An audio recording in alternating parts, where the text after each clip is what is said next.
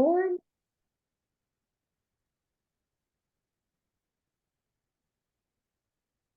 And it's 6 o'clock. All right. Good evening. Welcome, everyone. My name is Tracy Irby, and I'm the director at TWU, Center for Women Entrepreneurs. This is our final in our small business training. For those of you who are attending for the first time, the Center for Women Entrepreneurs is part of the larger Jane Nelson Institute for Women's Leadership at Texas Women's University and is dedicated to preparing more women to take on successful roles in business and public service. It's 3 specialized centers: Center for Student Leadership, Center for Women Entrepreneurs, and Center for Women in Government, ensure women have the education to establish careers as successful executives, the skills for building entrepreneurial businesses, and the framework needed to run for public office. Our center was funded in 2015 by the state legislature just to help promote women entrepreneurs anywhere in the state of Texas. You don't have to be part of the TWU system to take advantage of our services. So we're excited for everyone to be here tonight. Again, our final session for our grant winners. We have with us tonight Donna Lisa Stinyard. She is our associate director. Christina Mortel is online. She is our small business advisor. And we have Barbara Ranke. She is our program coordinator, and she is monitoring Facebook. And I don't think we have Kimberly online. Kimberly is our statewide program manager. So we will, first of all, for all of our grant winners, exciting news. Your checks are being processed now, so make sure you check your, there are a few of you who were delayed. I think you know who you were if your paperwork got in late, but all the rest of you should be looking for it in the next couple of days. So make sure you monitor your accounts for that. All right, well, I'm excited to introduce our speaker for tonight. Our speaker tonight is Sammi Bivens. She is a business owner, entrepreneur, and digital marketing guru in Dallas. She is the founder and CEO of Digital Marketing Maven and Associates, a full-service digital marketing and business development hub for business owners that desire to perfect their branding while making themselves more visible to attract their ideal audience. With the amount of success she's gained, it's hard to believe the Arkansas native and adoptee initially didn't want to take on entrepreneurship. A 2009 graduate of the University of Arkansas, Little Rock, Bivens had to find a way to make a living after graduation. She eventually took matters into her own hands and started her first business venture, a fashion-based business called Tainted Rose. The endeavor would grow into so much more and has made her want to use the skills she developed to benefit others. From there, Sammi used her talents in social media marketing, e-commerce, and branding to create DMM. She also has a master's in business administration. Bivens worked as a marketing manager for a global corporation before pursuing DMM full-time. She has been featured in notable publications such as Essence Magazine, Sheen Magazine, and the 2022 winter version of Inc. Magazine, to name a few. In addition, Bivens has gained the attention of the UPS store as she won 3rd place in their 2021 Small Business Challenge. And most notably, she is one of our 2023 Start Her grant winners as well. So Sammi, we're going to turn it over to you.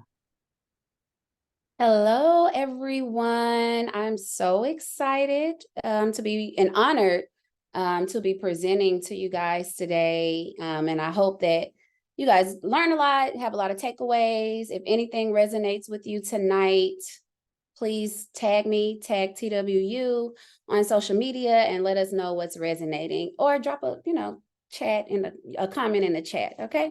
So we'll get started. Thank you so much, Tracy and Donna Lisa, for having me. Thank you for the introduction.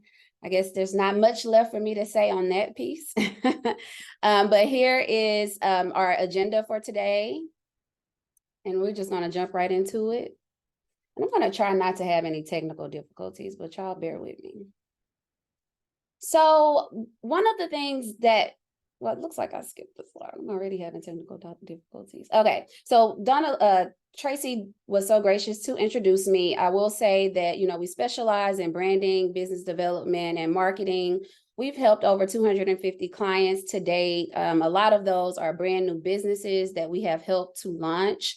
I will say, like Tracy mentioned, I worked in corporate for a while, and I was always the youngest. I was always, or the only woman, or the only person of color, and things like that in the spaces that I found myself in. So a lot of times being in those situations, especially as a younger person, you kind of feel like you have to conform, and then I just started, but it was painful. I didn't like it. So I just started to be myself and be authentic, even in those spaces.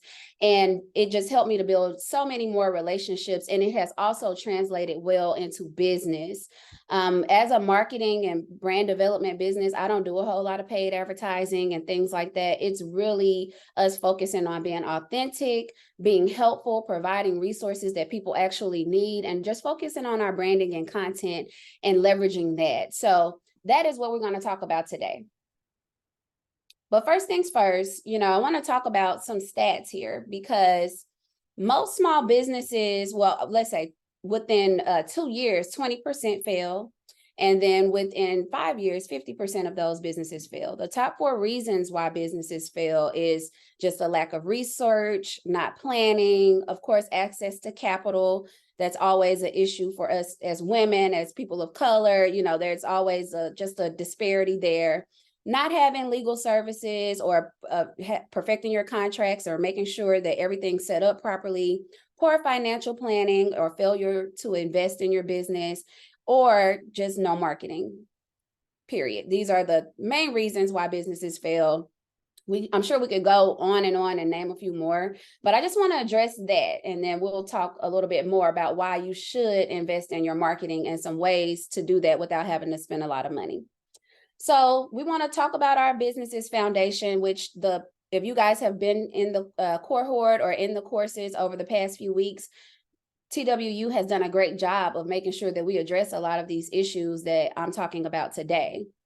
But some of the things that I want people to focus on before they focus a whole lot on spending money on brand shoots and content and things like that, you really need to focus on your business's foundation. If you don't have a clear picture of this, if you have not done the research, it's going to be hard to have a successful business no matter how much marketing you do. So first, market research. Are there even enough people? Like, we all think we have a great idea, or it's a genius idea, and it might be for you as a hobby or for you and your family, but is there enough people out there to actually purchase the product and service for this to be a profitable and sustainable business for you? What is your business model? What problem are you solving? How will you make money? What is the process that your customers will go through to work with you?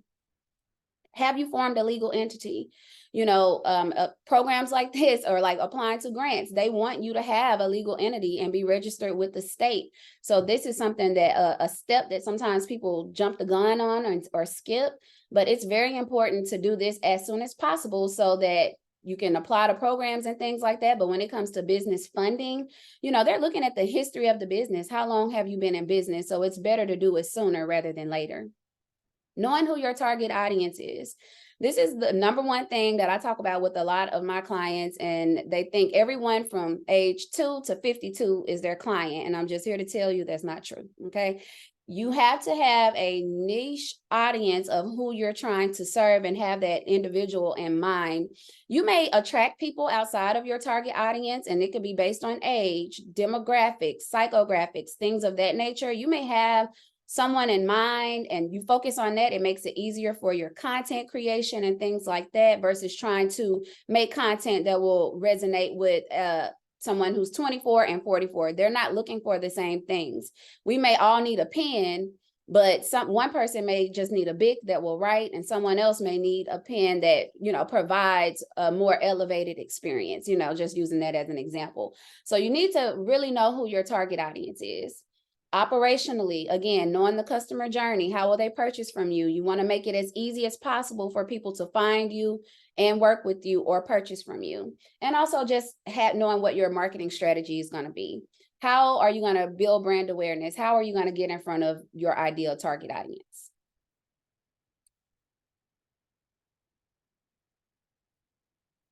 My slides are okay. So one thing that I want to talk about, I don't know if any of you, let us know in the chat if you've ever heard of the know, like, trust factor. So I love it, okay, because it's a marketing concept that's based on the idea that people are more likely to purchase from a brand when they have a relationship with them. Because of this relationship, people are familiar with you, they form some sort of connection with you, and they have an affection for you, but most importantly, they believe in your integrity and how you do business. With these things firmly in place, they are ready and excited to do business with you. One of the most powerful marketing tools out there is you. And guess what? It's also the least expensive to a certain extent. By positioning yourself as a thought leader while leveraging your personal brand, it can significantly increase your business's credibility, brand awareness, and conversion rates.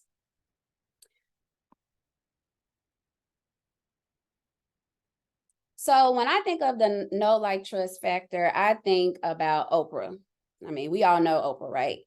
But what about these other folks that are here? Rachel Ray, former President Barack Obama, Dr. Oz, Dr. Phil. We know about these people primarily from Oprah. Many business people who were lucky enough to appeal to Oprah, they found overnight success being promoted on her TV show from the 80s to the early 2000s. It was the highest rated daytime talk show. The Oprah effect was especially powerful because of her authenticity. Oprah chose products that she was genuinely interested in rather than being paid to promote them. And unlike typical celebrity endorsements, she supported independent family businesses. So thanks to Oprah, TV personalities like the ones I just named have all become household names. And she also had a huge impact with her endorsement of President Barack Obama.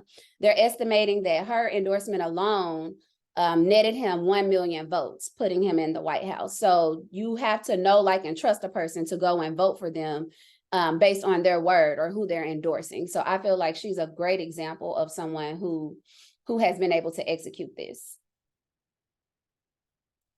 And the main thing here is that, people will always buy into real people first. Your personal story plus authenticity plus your personality will equal loyal and interested customers. It's, like I said, one of the most powerful marketing tools out there, but also the least expensive. It gives you a competitive advantage because it cannot be replicated.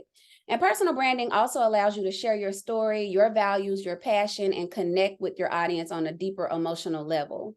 The difference between your personal brand and your business brand is, like, your personal brand has a face and can show more personality, has a human touch, and focuses on connecting and building relationships. Your corporate brand is more focused on, like, your logo and what you stand for and what you offer and how your customers see you in the marketplace.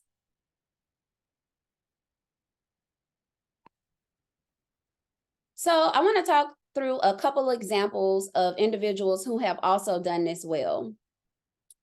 Tabitha Brown. How many of you have heard of her or are familiar with her story? Not that long ago, she was driving Ubers and chasing her dreams of trying to become an actor. She started sharing her story and her challenges along with her veganism and natural hair care journey. So really, just by being authentic and being relatable and vulnerable, she has now grown her personal brand in such a way that she now has a hair care line and a clothing line in Target. I just recently bought some of her seasonings in Tom Thumb. I didn't even know that was a thing, but I saw her face and I was like, okay, I'll try these because I know, like, and trust her, right? And also, she's a New York Times bestselling author.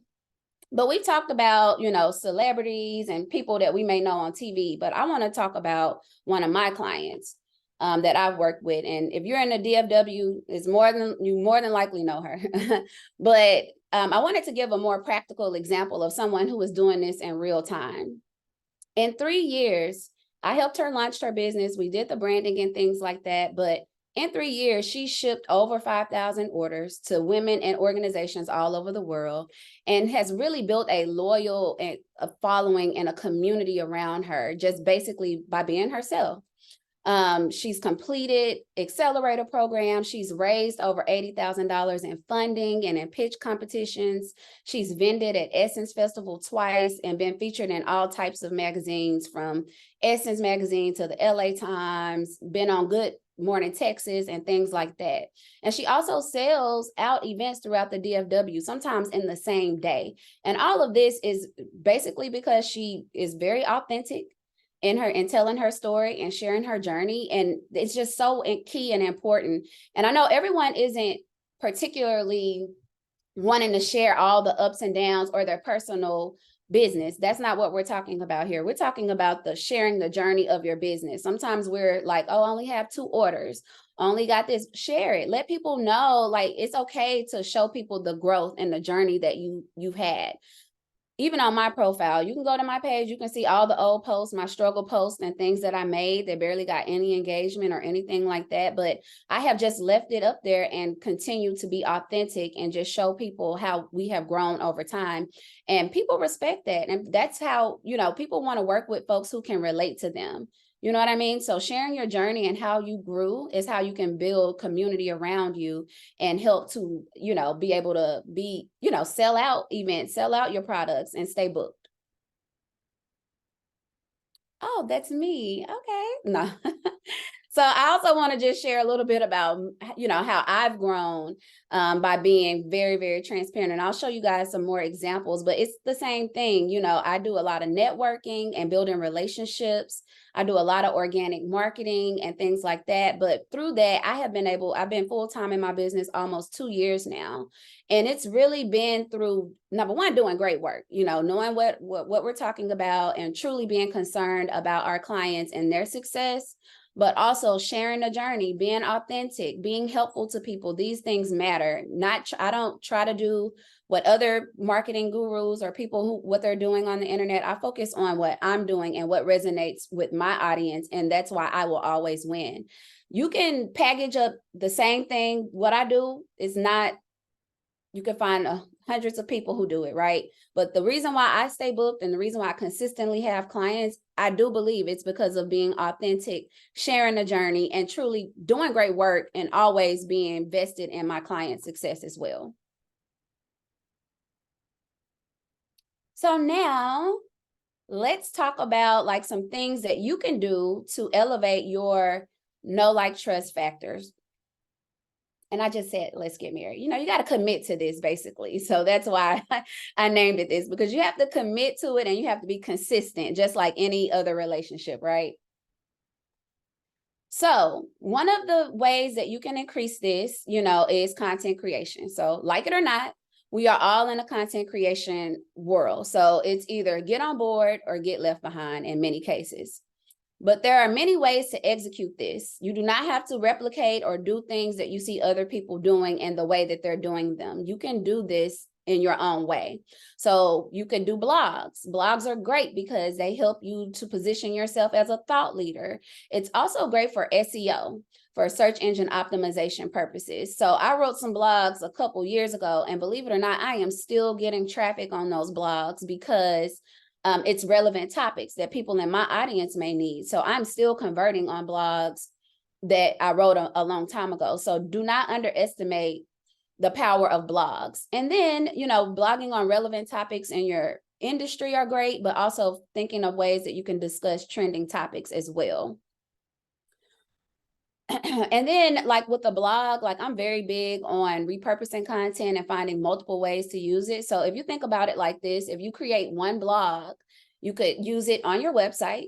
So it helps with SEO, for SEO purposes. You can send it out to your email marketing list, which I highly recommend that you build a list and nurture it and send out helpful tips. You don't want to sell to people. So a blog is a way to send out helpful tips and things that people actually want to know, as well as positioning yourself as a thought leader. It's great for LinkedIn. And then you could also take it and break it into snippets and use it as a social media post, like put a preview of it or some tips. Maybe the blog is 5 tips to start your restaurant business. So maybe you'll list out a couple of those things and then point people back to the blog to read the full thing. And then you can get more traffic on your website that way. And again, just providing value to your audience. Videos, it's the most engaging content form right now. It's favorable on almost all social media platforms. And again, it can be repurposed on your website. It could be repurposed on YouTube. It could be sent out in emails as well as in various ways on social media. Podcasting, it's another way to create content. Start your own. Find out ways to be a guest on others. This is another way to position yourself as a thought leader. And again, driving traffic to your social medias, driving traffic to your website. Speaking engagements, this is another way, to create content and position yourself as a thought leader. Get someone to record you, things of that nature. It really does help how people see you and helps to establish yourself as a thought leader. Because when you're working in business, you want to work with people who know what they're talking about and you want to be able to trust them. And one way to build that trust is to just show people what you know and show them that you're knowledgeable. So I know some people are like, okay, yeah, I've heard all this before. I don't have time for it. I don't have the money for it. I don't like doing it. So here's a few tips. So you don't have to have a big budget. You can start small, do what you can at home. The iPhone, or, if you don't have an iPhone, the others, they do well too in regards to, being able to capture quality video content and things like that. It's okay. Like now at this point, I do have a videographer on the team and we edit videos and things like that. But when I first started, I did not even know how to make a reel like 3 years ago or whenever, I was struggling. And one day I'm gonna show y'all the bloopers, but literally like I've just grown and had to learn things. When I went to college, I'm gonna date myself, but I graduated from undergrad in 2009. Was there Instagram? There may have been Facebook. I don't even think there was an Instagram. And there definitely were no reels. So I've had to learn these things just like you guys have. So don't worry if it's not perfect. Don't let perfection get in the way of your progress. Also, remember, repurpose your content so you can work smarter, not harder. Batch create your content. So maybe you set aside a time once a week, once a month. And if you have a plan for your business and okay, so thinking about December, okay, holidays are coming up. What all do you need to do? Like what all would you be promoting in the month of December? Pick one day. And so maybe your consistency level is 1 post a week. Okay, pick one day and plan out what those posts are. It helps a whole lot to batch create your content than versus having to try to figure it out on the fly. Also, all of these content formats and platforms may not be for you or for your brand. It's important to do the research and know where your actual customers are. TikTok is great. TikTok is popular, but for every brand and business, that may not be the best platform. LinkedIn is great. LinkedIn can be popular, but for every brand or business, that's not the best place where your target audience is going to be. So don't focus on trying to be everywhere. Just focus on creating quality content for the channels where your target audience is most likely to be. So Networking, as I mentioned before, is a great way to also build, know, like, and trust. Being that you're here today, I feel like you probably love networking and learning. As an entrepreneur, I believe that networking is one of the most important things that you can do to help your business grow. But it's not just about meeting as many people as possible. It's about being strategic about your connections and being intentional. So here are a few tips, to help with networking. Start with your existing network. Reach out to friends, families, and colleagues to, see who may know some valuable events or connections that they can put you in contact with that will be relevant to your brand or business. Think about joining local organizations. Consider joining your local chamber of commerce, sorority, fraternity, or alumni network. These groups offer some opportunities to connect you with other professionals in your area and can help you build valuable relationships. engaging and interacting with TWU. In fact, I hope that you guys, are in the chat. Introduce yourself. Let people know what you do, so you just never know who might need your service. Every opportunity is an opportunity to meet people who may be a great customer or client for you. Attend events. Look for industry events and conferences in your area and attend them with a specific goal in mind, whether it's to meet potential clients or partners, or having a clear objective will help you to make the most of your time, because, as entrepreneurs, we have very little time. So you don't want to just be any and everywhere, but you do want to be intentional about where you are. And when you're there, be authentic. Don't try to show up as someone you're not, when networking. Instead, really focus on building genuine connections with people who share the same values and interests that you have. Follow up. This is the most important key and where a lot of people drop the ball. After meeting someone new, be sure to follow up with them in a timely manner. This could be as simple as sending a quick email or message to thank them for their time and their great conversation. And, a pro tip would be to set a calendar reminder so you don't forget to follow up after attending an event. Honestly, I have a template that I use that I send out after events. For the connections I want to keep in touch with, I shoot them a quick email in a template, and see who responds. Not everyone will respond all the time. Don't quite understand why people exchange information with no intent to respond, but it happens. But that's okay. You cannot take it personal, but the goal is to always follow up. I have one client strictly based on the follow-up game. I'm serious. It matters. Networking can be intimidating. It's essential for building your business. So if you don't feel comfortable going out and doing things on your own, bring a friend, bring your spouse, bring a business bestie or friend and go out and attend with them so that you don't feel awkward, as you get used to it. I've mentioned this several times about authenticity. And it's often said that social media tends to be a highlight reel of all the good things happening in your life. And for most people, that is true. No one wants to be seen as struggling or as a failure. However, more often than not, we're all facing similar challenges. When people can relate to you, they are more likely to support or patronize your brand. This does not have to be all about your personal life. We talked about this earlier, right? This can be about how you've overcome challenges in your business, how you've had to pivot, things of that nature. It can easily be turned into a teachable moment. Through this situation or challenge, I feel like it helps you to just establish more trust and even be a thought leader, because in order to be great at this, great in business, we all fail. We all make mistakes. We all have to pivot. So it's nothing wrong with being able to, be authentic and tell people that, and show them how you persevered and withstood even in the face of adversity.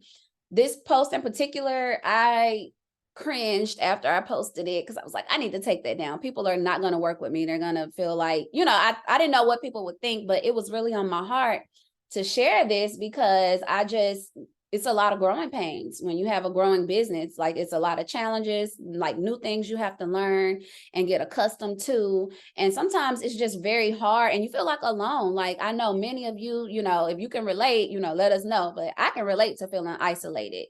The friends that I have grown up having, they don't understand, they're on a different trajectory. It doesn't mean that we're not great friends anymore. It just means that we relate on a different level now. So it's important to find your tribe and be authentic so that you can find people that you can relate to and that can support you along your journey. So social proof. This is another concept that I highly recommend to help leverage the know, like, and trust factor. So what is social proof? It's a psychological social phenom of consumer behavior, also called influence purchase decisions. Individuals assume that the actions of other consumers are correct and decide to make a purchase. Almost 62% of consumers aged 18 to 34 trust a brand because of good reviews and ratings.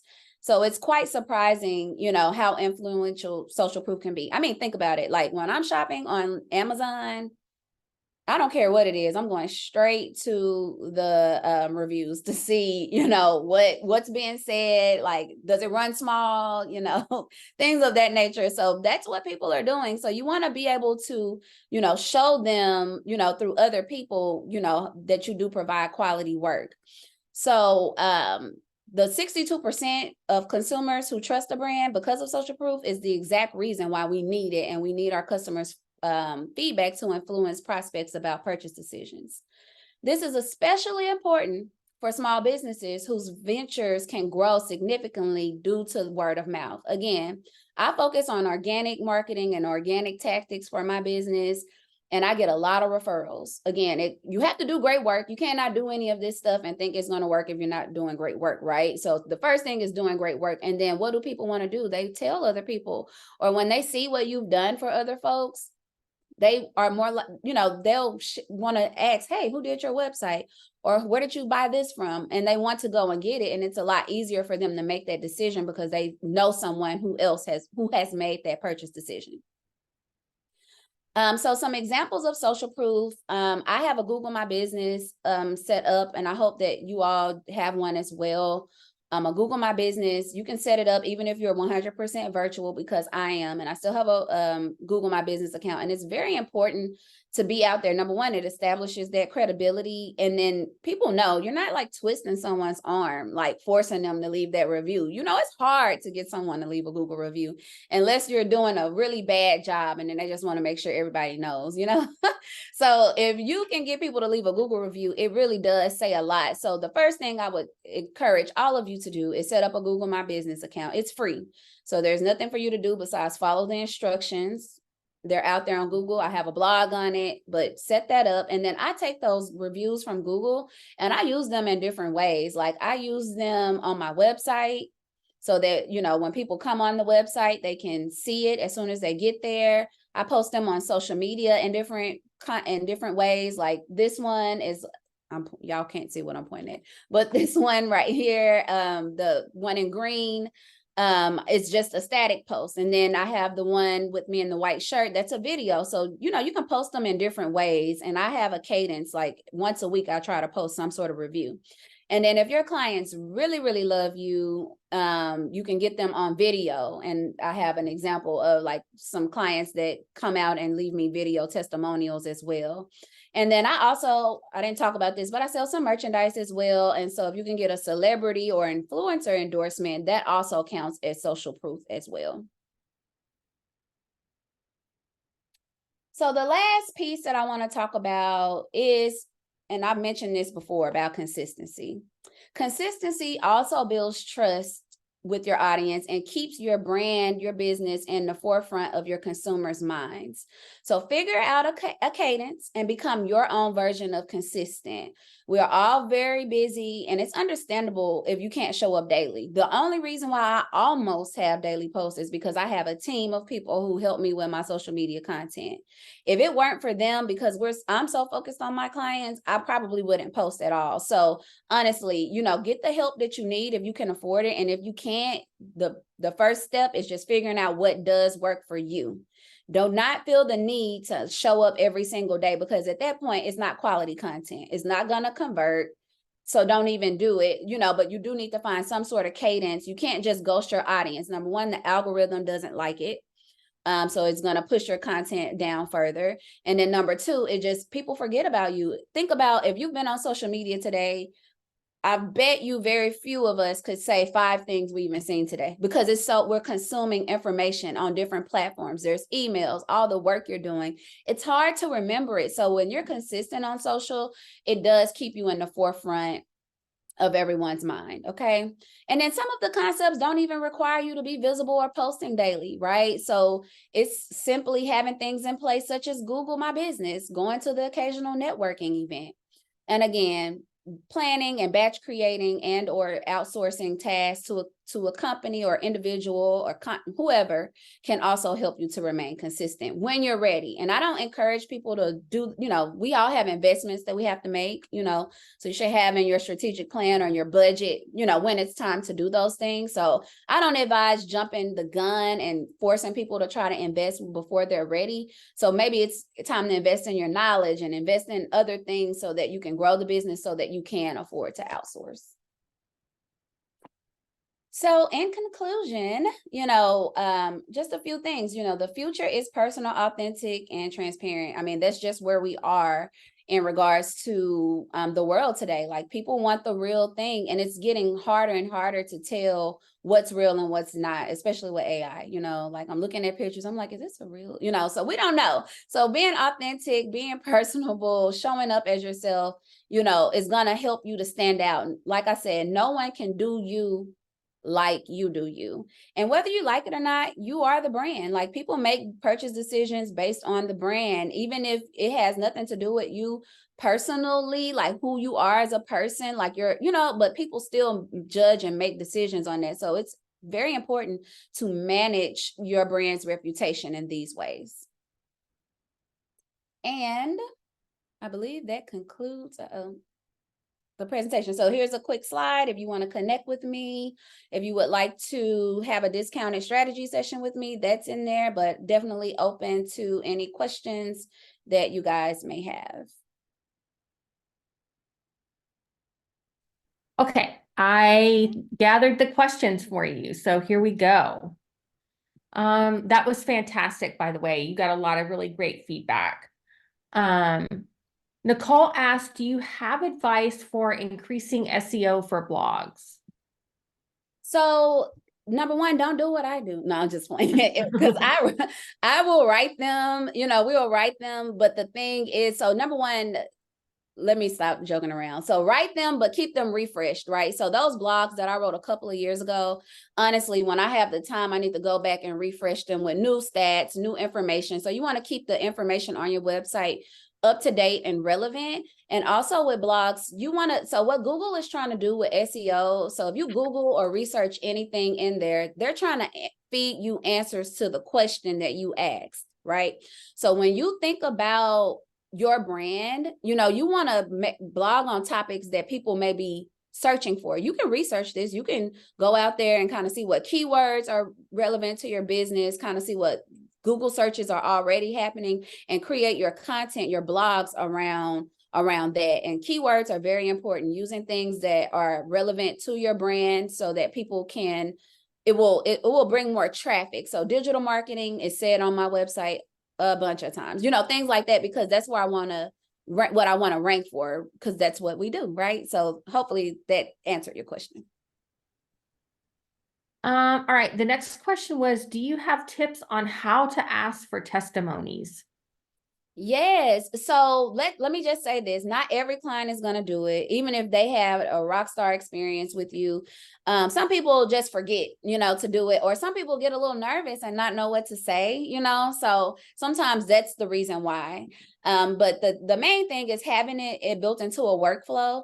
So at the end, like when I'm done on a client project, I have an email automation set up that goes out to them that automatically asks them for a review. Like I said, I sell merchandise as well. So on my website for the merchandise, there's a app in Shopify that I have set up.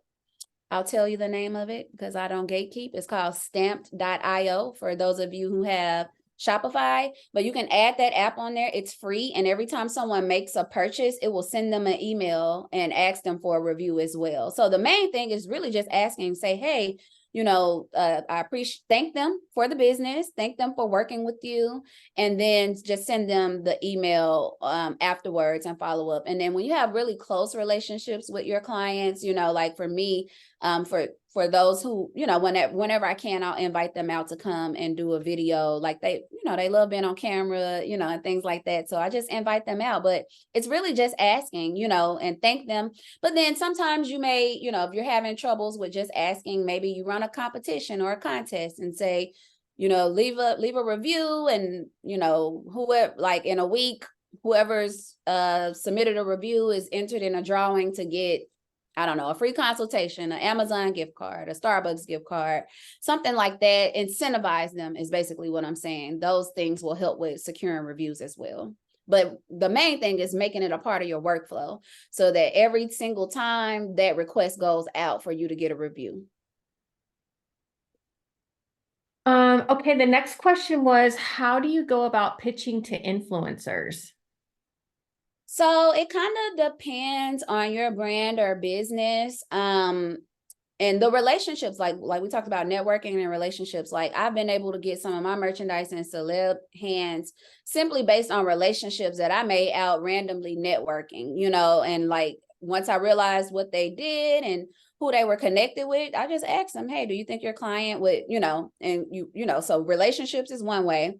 Another way that I've seen some clients have success with is like the Amazon and like Amazon people who have like those storefronts and that post things and links up and they kind of get a commission based on that. So, you know, approaching folks, if you're on Amazon, approaching folks who do that because they automatically get a commission. They're actually looking for things that they like, you know, to list in the storefront. And then there are different platforms out there that can connect you. I want to say Billo. I'll have to look it up. I can look it up after this and send this. Maybe Donna Lisa can send it out. But I want to say it's Billo or Below, but they connect you with influencers as well for you to get content and UGC content from them. It used to be different back in the day before Instagram became a thing. You could really DM people and offer to send them some merchandise. Not so much today. You typically have to pay kind of based on their following. You may have to pay them a fee. So it's kind of like what's in your budget for it, or there may be some that you can just DM and say, you know, do something in exchange for them. But most of the time they're going to want to be paid. But I definitely, when it comes to influencers, you want to check and make sure they have real followers. And one way to do that is checking the engagement. Okay, you have 100,000 followers, but you barely get 10 likes. Something's not right about that, you know, so you want to be careful with the people that you approach and make sure they're getting likes, they're getting comments and, you know, seeing kind of what their engagement looks like. But definitely like Amazon, like those who have those Amazon storefronts, if your products are on there, like I'm seeing a lot of people being able to do that without offering up any money.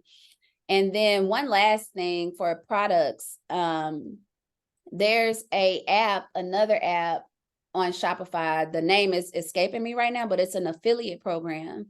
I have it on my store. So people can actually sign up to be affiliates and then they get like a link and a code that they can share with their audience and then they can get paid a commission. But I have to pay that directly, you know, but it still helps. It helps with brand awareness. That's a part of your budget and how you price things. But I use that as well. And it incentivizes people to shop, to continue to shop because they want to earn points and things like that, but then to share it out with their networks as well. Awesome. Tanja put some affiliate marketing sites in the chat for people. Real quick before I give her another question, yes, the replay will be sent out to everybody. Sammi is going to share her slide deck with me. I will upload it to the folder so you all will get all of that information. So we had another question. As a new business, this is a great question, especially because we do deal with a lot of startups. As a new business, how do we get our name out there to build our clients and customer base? So, I mean, as a new business, I mean, we all have to start out, right? So the main thing for a new business is being consistent and not being discouraged when things are not going as well as you think they're gonna go. So that's the main thing. And then having an actual marketing strategy, like where are your customers? Like where would they typically be and being where they are? You know what I mean? So I see the question here, it looks like food catering. So I'll use you as an example. So food catering, so I would think some of your clients might be people hosting parties, events, weddings, things like that. So what are some events or some places that you could be so you could be in front of your target audience and have cards on you? Don't be afraid to pitch yourself and tell people what you do and passing out flyers. You'll be surprised, how much business you can gain from that. And also cross networking and promoting with your other friends that are business owners or people who have a related business. You know what I mean? So it may not even be a friend. Okay, food catering. Okay, so who are some other, like, who would be good partners for me, or someone who maybe I could, you know, maybe offer something to so that they can use me in for their business. Event planners, right? Places like that host events like TWU and individuals like, organizations like that, and just finding out who those decision makers are and just telling them, hey, this is what I offer. This is what I do. I would love to be considered. And I will just go a step further. As a new business, I would encourage you, especially for this particular type of business, to be thinking about how you can get certified as well, as a minority owned or woman owned or whatever fits for you, because you know, sometimes that helps in that application process. They're looking for people specifically certified at times to work with, so they can also help you to get a leg up. But the main thing, you know, when you're starting out new, it's a grind, and you have to be consistent. You have to be out there, putting yourself out there and constantly trying to be where your target audience is, and just showing up on social media. Again, like, I'm very consistent on there, but it blows my mind still to this day. I'm converting on hashtags. So research hashtags for your business, you know, find out like what types of hashtags are people looking for when they're searching for what you offer, like doing the small things that may take some time. But again, we're playing the long game. We're not trying to build a overnight success that it goes away like popcorn, you know, like it's hot right now and then it's stale, right? So like, you just have to focus on being consistent and having a strategic plan to continue to grow the business. Awesome. Yep. You've got to know who you're talking to. Target market every time. All right. So do we have any more questions for Sammi? You can throw those in the chat. Going once, going twice. Awesome. Thank you so much, Sammi. This was fantastic.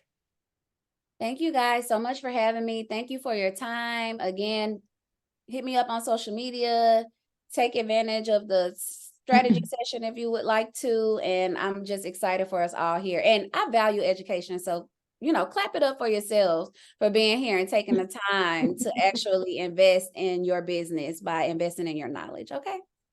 Right. Thank you, Sammi. Just loved it. All right. So grant winners, if you want to stay on, if you have any additional questions or anything you need to know, we can answer those now.